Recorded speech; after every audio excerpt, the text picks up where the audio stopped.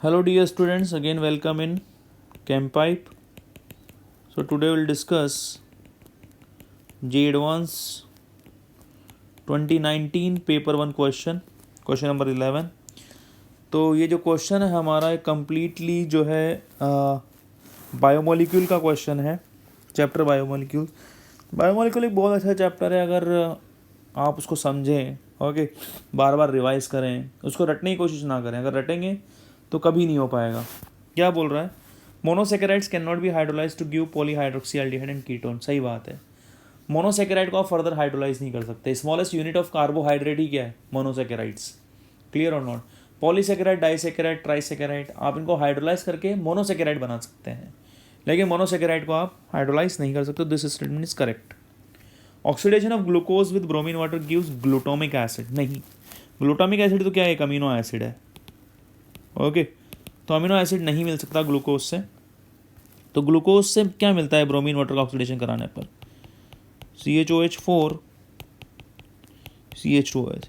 अगर Br2 water से कराओगे तो आपको मिलेगा ग्लूटोनिक एसिड, COOH4। ठीक बात है कि नहीं है? आपको यहाँ पर मिलेगा gluconic acid. Okay, gluconic acid. और फर्दर ऑक्सीडेशन कराएंगे तो आपको मिलेगा ग्लूटारिक एसिड।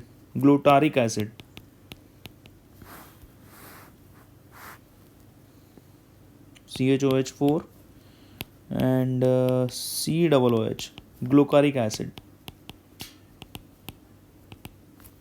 ठीक है, तो ये तो ऑप्शन गलत हो गया पूरा का पूरा।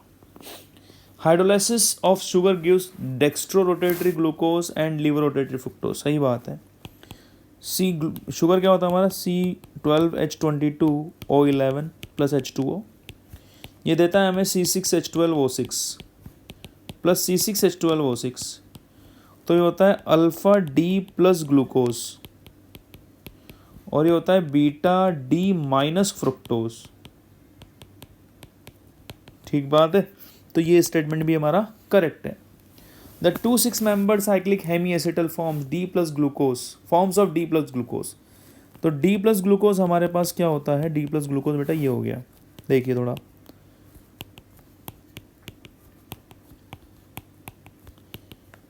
ये हो गया हमारा D plus glucose।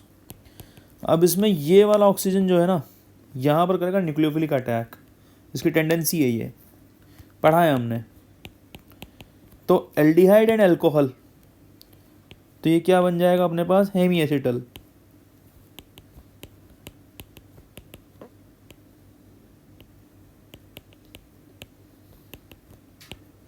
ये बन गया हेमी एसिटल। पहले ये वाला कार्बन था sp2, तो प्लैनेट, तो ये अपने अराउंड कायरलिटी शो नहीं कर रहा था, लेकिन अब ये क्या हो गया? sp3 और चारों वैलेंसी क्या है इसकी? अलग अलग, चारों वैलेंसी अलग अलग। तो इसके अराउंड भी ये क्या करेगा? कायरलिटी शो करेगा। सही बात है कि नहीं? इसके अराउंड भी कायरलिटी शो करेगा। तो कायरलिटी शो करेगा तो इसके कारण हमारे पास 2 फॉर्म ग्लूकोज के और बन जाएंगे। इज इट और नॉट? कोई दिक्कत है इस चीज़ में? तो उन फॉर्म्स को हम बोलते हैं क्या? एनोमेरिक फॉर्म्स, एनोमर्स बोलते हैं। और इस कार्बन को हम क्या बोलते हैं? Anomeric carbon. और उन फॉर्म्स को हम बोलते हैं एनोमर्स। जैसे कि क्या नाम है उनका? Alpha glucose and beta glucose. ये 2 हमारे पास एनोमर्स होते हैं। क्लियर और नॉट? ओके, तो डी ऑप्शन भी जो है हमारा करेक्ट ऑप्शन है। So this was the complete solution and the answer is A, C and D. Okay, hope you like it, and if you do then please subscribe the channel. Keep watching ChemPipe. Thank you.